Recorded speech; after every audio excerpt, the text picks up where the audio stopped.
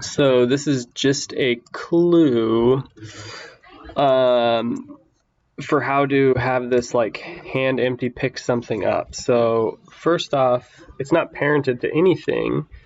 I have these object constraints, and I can't help you on how I got this one to not move from wherever it is. So if it's there, oh, it does move.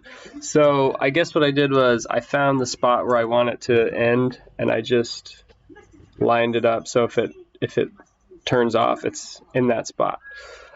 This one, I need it to rotate, so I'm going to switch it to, I got local view on this bone, so I can see the Y is shooting that way, Z is pointing up, X is pointing out, and if I go to this, I see it's not.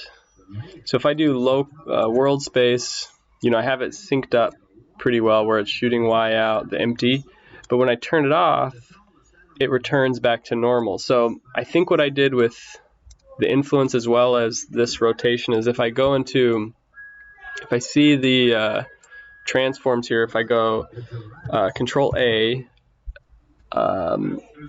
apply object's visual transformation to its data. So now it gives it whatever rotation it has, and if I turn this off now, I see it stays there. So now I can have it. So let me parent the paper to this empty. So now the paper moves, but then right here I can set a keyframe on these, go forward a frame,